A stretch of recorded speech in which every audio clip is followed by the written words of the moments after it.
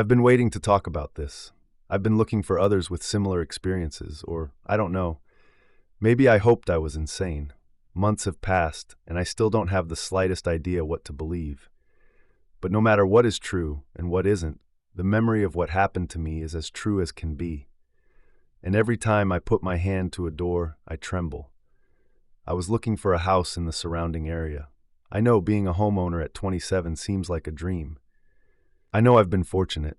Even so, I wanted something remote, spacious, and comparably cheap.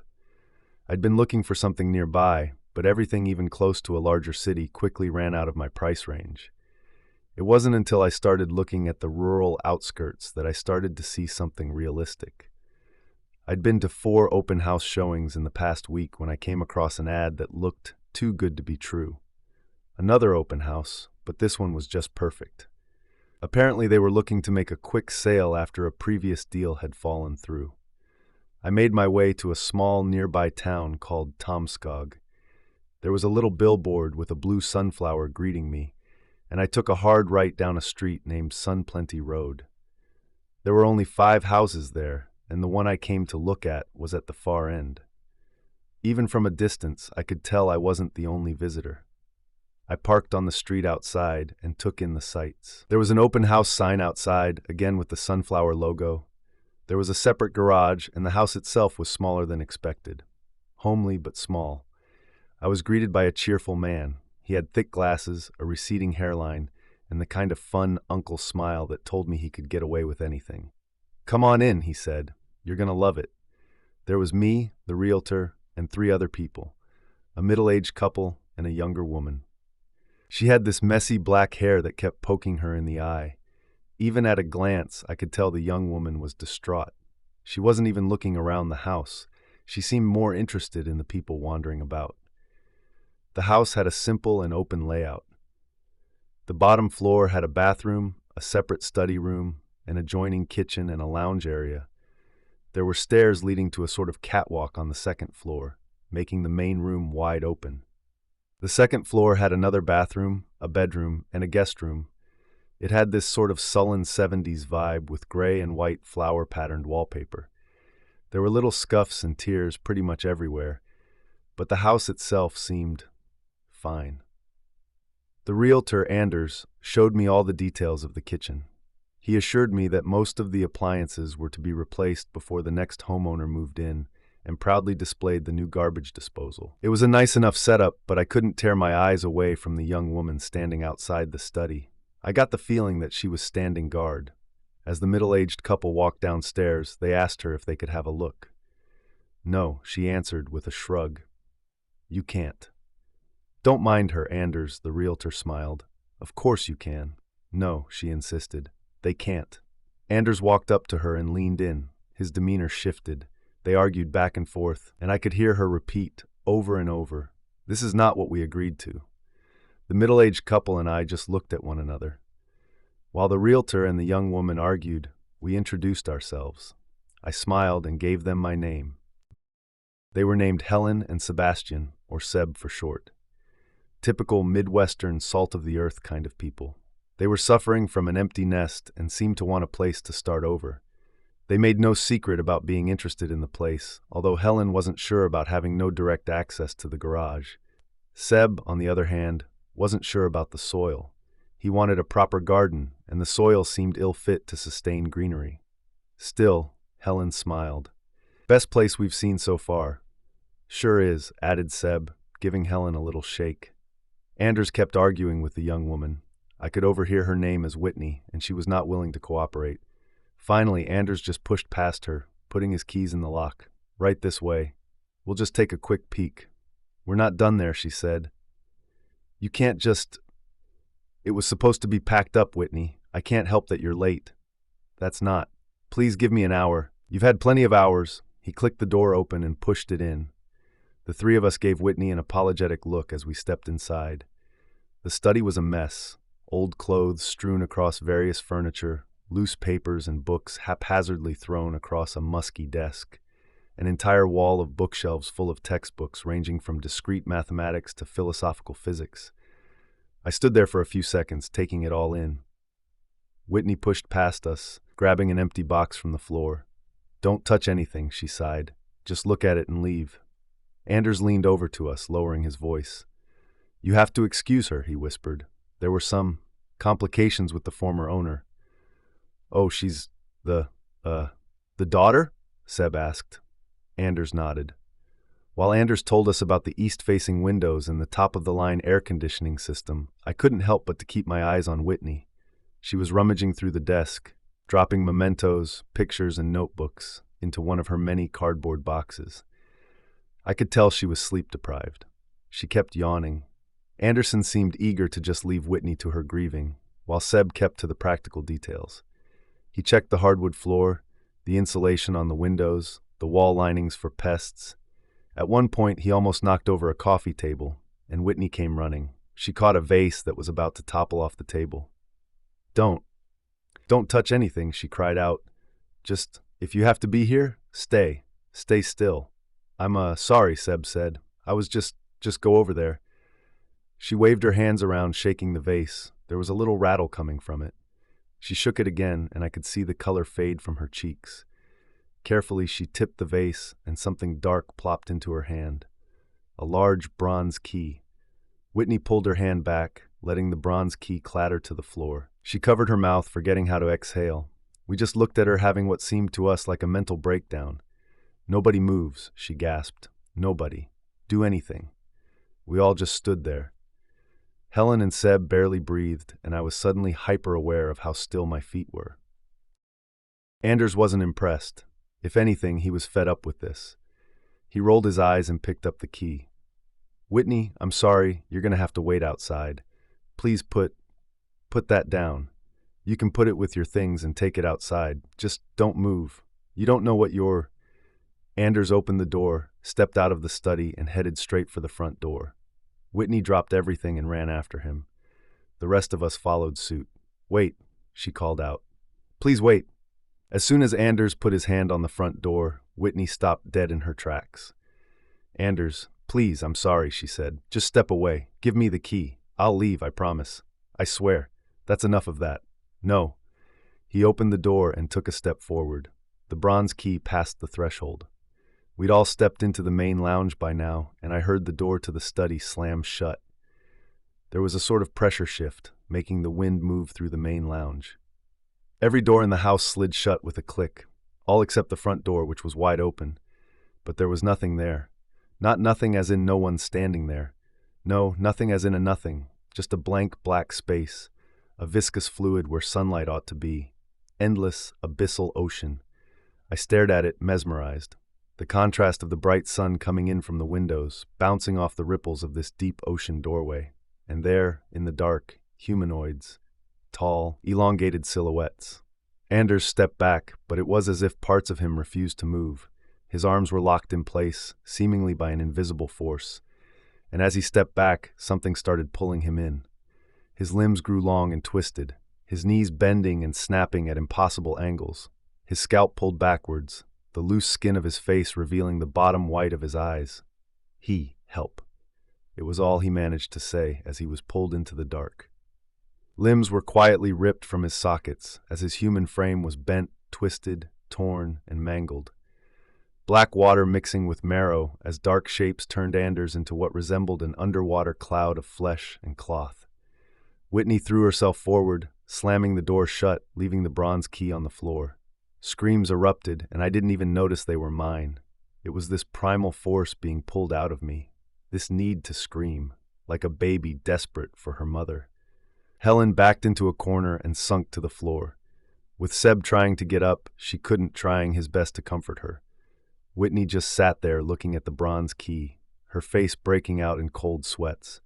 I felt something turn in my stomach and headed for the bathroom. Whitney ran after me, but she couldn't make it in time. I burst through the bathroom door and collapsed on the floor, hyperventilating. Whitney stayed outside, looking at me in shock. You're fine," she said. "You're okay." I wasn't, but compared to Anders, panicking on the bathroom floor seemed like a mercy. Whitney stayed with me as I calmed down. Seb and Helen joined us. After a few minutes of silence, Whitney excused herself. She came back with a pile of notebooks. She sat down across the hall from me, making sure not to enter the bathroom. My dad, he found something, she said. I wasn't sure exactly what. We should leave, said Helen. We should leave right now. We can climb out a window, said Seb. If the door is, just please, sighed Whitney. Just stay. We'll figure it out. I mean no offense, said Helen. But what on earth was that? Whitney turned the notebook to a specific page and read aloud. I've been marooned in this house for 30 days. I never know where the door is. Sometimes I can hear water, sometimes not. I tried the windows, but it nearly burst my eardrums from the pressure as water came rushing in. I can't leave, I can't move. They wait behind the door. They wait for me to open. Whitney scratched her head. Helen looked back and forth as if waiting for something to make. Seb just shook his head. What? What does that even mean? Asked Helen. What happened? It has to do with the doors, Whitney explained. They wait behind the door. There's nothing there, said Seb. There's light coming through the windows. It's not that easy. It's when you open it. That doesn't make any sense. Whitney stood up and handed Helen 3 notebooks. We can argue the details of Dad's quantum entanglement experiment later, but that's not going to help us. So, let's just go then, said Seb. Let's leave. You want to take your chances on the front door? That it won't come back? Go ahead. Seb took a few tentative steps up to the front door. Helen wanted to protest, but she just started looking back and forth. Whitney crossed her arms and turned away. I can't hear anything, said Seb. Are you sure it's there? It's somewhere, said Whitney. I don't know the rules. It has to do with the doors. I got up off the bathroom floor and looked at them. Seb took his hand off the front door and stepped back. Whitney turned her attention to me. You put yourself at risk, said Whitney. That could have killed you. The bathroom, the door to the bathroom, any or all of these doors, it could be connected. Here, let me... Whitney walked up to Helen and took one of the notebooks back. She turned to one of the latter pages. The framework of the passageway, concept of thought, paired in alignment, the darkness standing shy from the mirrored back of Empyrean, realm unwilled and unbound, misshapen by collective subconscious, we cannot pass. Our world-forgotten blocks dissipated. Like a bridge cannot be built of water, and a house cannot be built of wind. But the great craftsman blames not their tools, and eternal gold can be found in humble bronze. Bronze, I said. Like the key. Look, my dad, we weren't on speaking terms. I've looked at all this for days, and all I can tell is that he was off his rocker. He died in that room. Whitney pointed to the study. Helen hugged Seb tight, holding back a sob. He couldn't leave. He was convinced that the door would eat him. Helen sat down by the kitchen table. Thankfully, there was no door in between the kitchen and the main lounge. Seb walked straight up to Whitney, grabbed her by the collar of her blouse, and slammed her up against the wall, his calm demeanor cracking at the seams. We shouldn't be here, he said. This is your fault. I didn't know. It was all just ramblings. I didn't have time to clear it all out.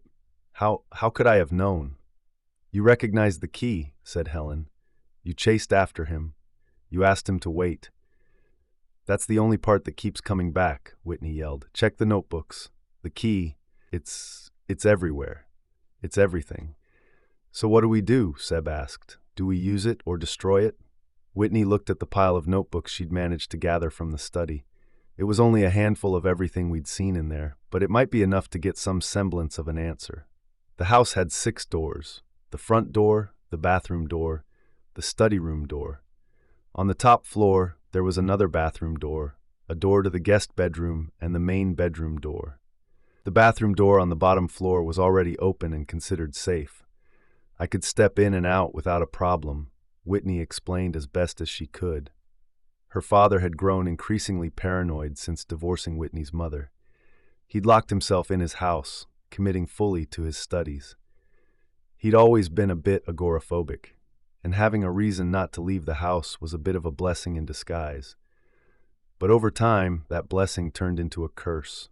An early entry read, "For years I've longed for the presence of mind to devote myself, and now that I can, I find myself wanting. I can't be certain. There is a door, a passage. It binds itself seemingly spontaneously. There is a risk involved, and it is a risk I cannot take." Seb tried to call for help, but water started pouring out of his phone. Whitney found a page about semi-passages or shortcuts, things that could be used as portals to another person or place. They weren't as conceptually clean as a door and thus wouldn't invite them. But the connection would go through that dark place, the place that somehow her father had stumbled upon. I looked at the key for a long time. I didn't dare to touch it. It was unassuming in a way. It was old and had this sort of blocky texture, like it was made of little squares. While Helen and Seb rifled through notebooks, Whitney looked up and talked to me. He just wanted a way to go wherever he wanted, without having to traverse the space in between, to just go from one door to another. All he needed was a key. But why now? How are we trapped? I asked. We got in here just fine. The realtor sighed, Whitney. He tried to leave with the key. I think that triggered it. So how do we untrigger it? Whitney shrugged and pointed to the notebooks. We had endless discussions. We compared notes, drew out theories. Helen thought we could force the bronze key out a window, but Whitney theorized that it'd just leave us locked inside. I suggested we listened at each door, just to eliminate which ones were safe and which weren't. We tried, but there was seemingly no way to tell. Sometimes I could hear rushing water on the other side, scratches on the wood.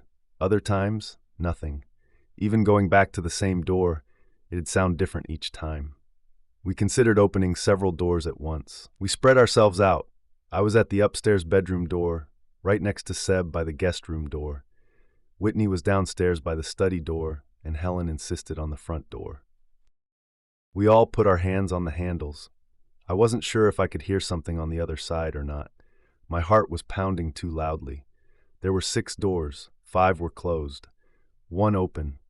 Someone was probably going to die. There is only ever one door. He only speaks of it as a singular. It can change over time, said Whitney. This is our best shot. We can't know for sure, said Seb. And why do we even want to open them all? There's nothing in the bedrooms, right? We're excluding, I said, like we did with the downstairs bathroom. We should close it, said Helen. Shouldn't that improve our chances of our other doors being okay? I have no idea, sighed Whitney. Are we doing this? Seb backed away from his door, taking the hand off the handle. It ain't right, he said. None of it. It ain't right. Everything erupted into an argument. Seb couldn't bring himself to risk his life for anything less than an exit, and Helen couldn't stop crying at the thought of that dark abyss. I couldn't blame her. To this day, I can't stop imagining it. Whitney, trying to act as a voice of reason, read aloud from one of the notebooks. The concept of the passageway, the door, changes at the flick of a thought. An alien thought, like an invisible, uncontrollable shadow of the psyche. It refuses to be controlled. My exit could be my end, or as likely, a wooden frame. Much like we cannot control the smoke of a campfire, we cannot foresee the turning of the passageway. We all looked at one another. Helen collapsed by the front door, crying. Whitney was close to a mental breakdown. I felt this enormous burden settle in my stomach like I was missing something. Let's take the door off the hinges, said Seb. We'll turn it into an arch. Then it ain't a door anymore. You think that'll work? In theory, maybe, said Whitney. But how do we do that without opening it? We'll take the whole frame off, Seb said. There's a crowbar under the sink. Saw it when I checked the garbage disposal. Helen bent down next to the sink, put her hand on the kitchen cabinet handle. I gasped. Was that considered a door? Could it kill her? Would it? I imagined that dark, cold abyss, that enormous force pulled me in, turning my very form into this unrecognizable mass where no screams can be heard. All I'd have to show for such unimaginable anguish would be a burst of bubbles, then nothing. No, I cried out. Stop! But it was too late. Nothing happened. Helen opened it, pulled out the crowbar, and that was that. But for a brief moment, I realized how Whitney's father must have felt. That uncertainty, not knowing for sure if that one flick of the wrist would be damnation or nothing. Helen handed the crowbar to Seb, while Whitney gave me a pat on the shoulder. I couldn't stop crying. My whole body was shaking from the sudden rush of adrenaline. Meanwhile, Seb walked up to the front door and started tapping the wood. The theory was this. If there was no door, nothing could come through. There was no point in doing a test run, because if it didn't work, someone would lose their life either way. It was better to have an honest chance of getting out. Whitney gathered towels. She had this idea that maybe water might start leaking if the door was turned into a semi-passage, like a window. If so, we might have to find a way to quickly stop the flow. By the time we got the towels, Seb started working on the doorframe. As that first crack rang out, I heard a click. The front door slid open. Without a moment's thought, Seb pushed it close. It had barely opened an inch. We all held our breaths. We were fine.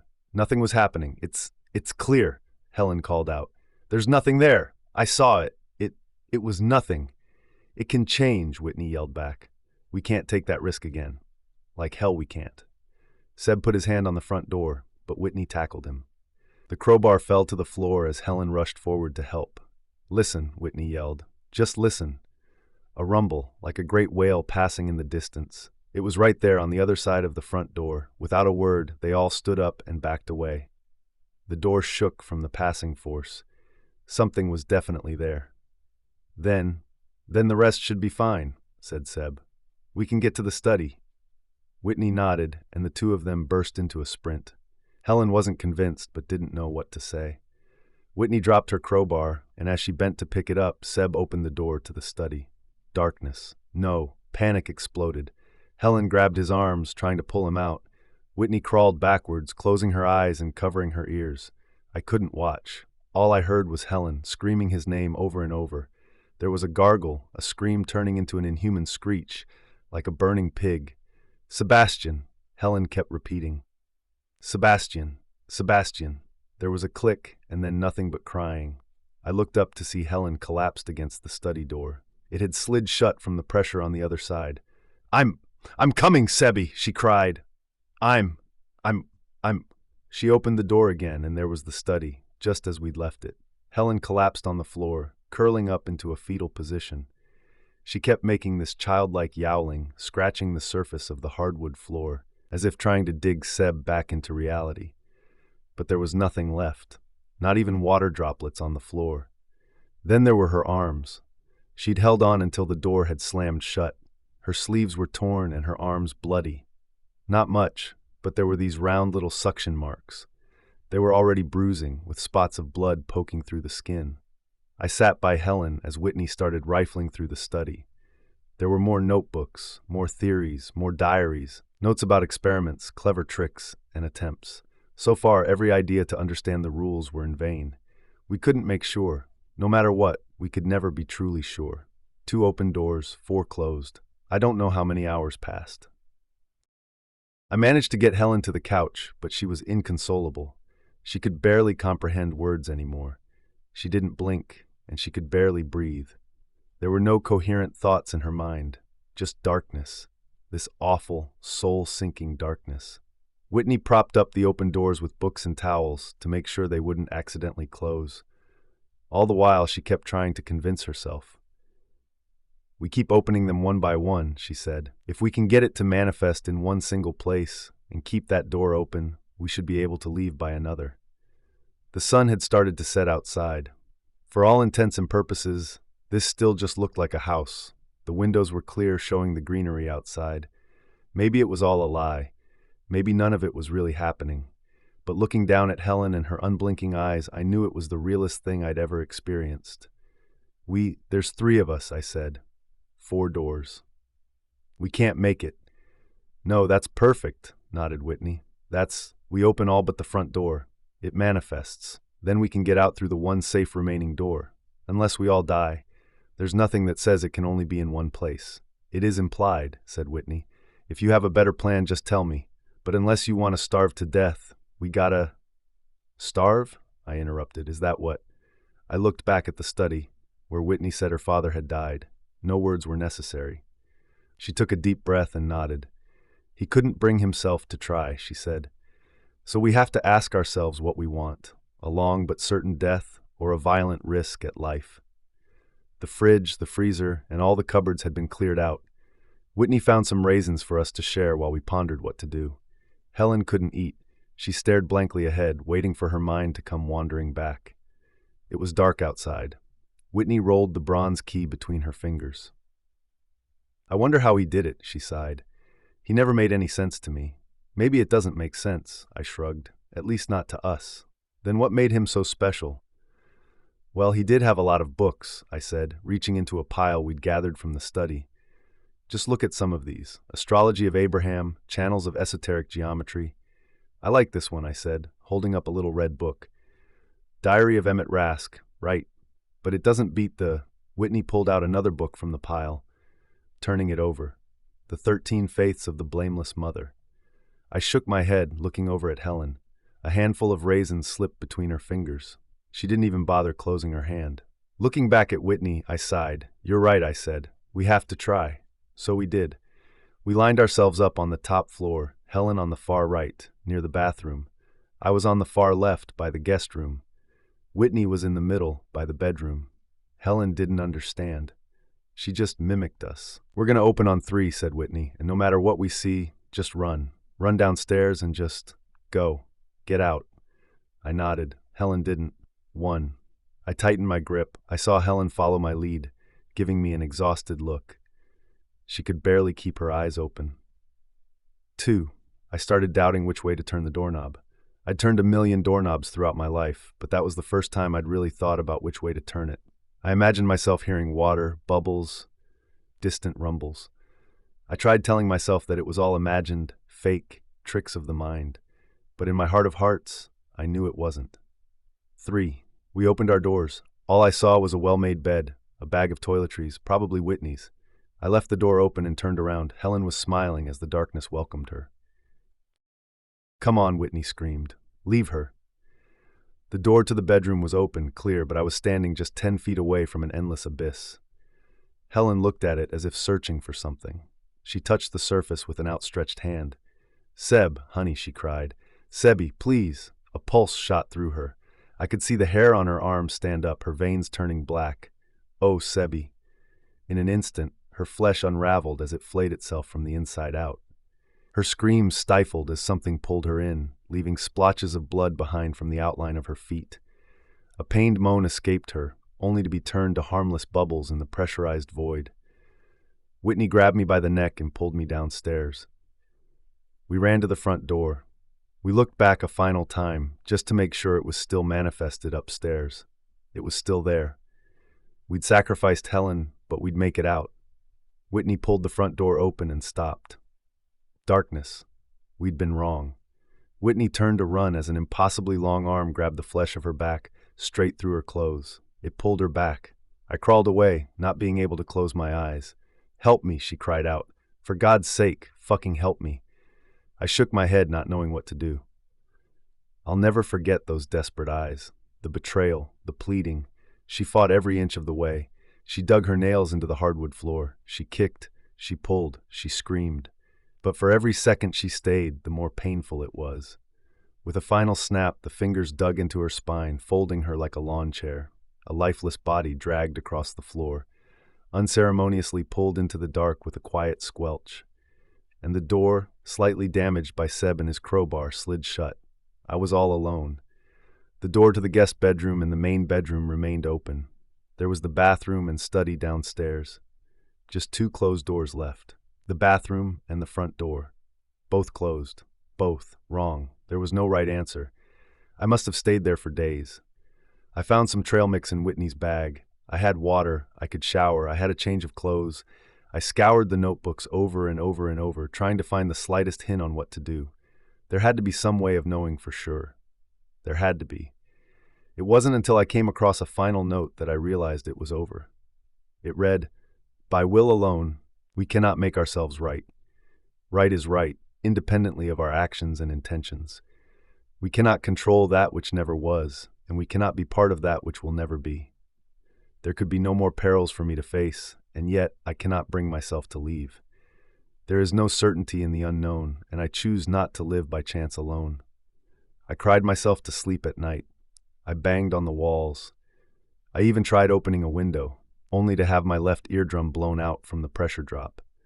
Got a nasty nosebleed as well. I tried reading. I tried making up little worlds in my head. I imagined myself safe and sound, but it was useless. In those final hours of desperate loneliness, I knew I couldn't fool myself any longer. I was going to die. I found myself with my hand on the front door. I learned every crease of the wood, the temperature of the metal handle. I listened to it. studied it. At times it was quiet, at other times it wasn't. Sometimes I imagined it quiet. Other times I imagined voices coming from the other side. Maybe I wasn't imagining it. Suddenly I grasped the bronze key. Starving, exhausted, and mentally broken, I opened the front door. Sunshine. And there on the fresh-cut lawn was another realtor, just as confused as I was. So it turns out I was only in there for about 16 hours total. And to this day, no one seems to remember neither Anders, Seb, Helen, or Whitney. According to every document I can find, the owner of the house had no children. The cars parked outside were unregistered. On paper, it seemed like the entire world had forgotten that these people were ever part of this plane of existence. I don't think anyone's lying here. There was a sincere disbelief and confusion to every piece of my story. To onlookers, I seemed like a squatter that had gone insane. I've tried to find anything about this. They won't let me go back to read the notes. The investment firm who owns the real estate company swept it all under a rug and tore the place down. I suspect they were the ones who made the bronze key mysteriously disappear from the evidence room. I've tried to find copies of the books I found there. Some of them have been seen in passing on strange message boards, and one just keeps making my computer turn off whenever I try to Google it. Who the hell is Emmett Rask anyway? If anyone knows these people, or have heard about this phenomenon, please. I need to know I'm sane. I need to know this isn't all a dream. I need to know I won't wake up with my hand on that front door, having imagined living a life back outside. This has to be real. I am real. There is nothing on the other side of the door. Go ahead. Listen. There's nothing there. It can't be. Can it? If these stories creeped you out, make sure to smash that like button and hit subscribe for more spine-tingling content. Stay safe out there, and remember, sometimes the scariest things are hiding in plain sight. Thanks for watching, and I'll see you in the next story.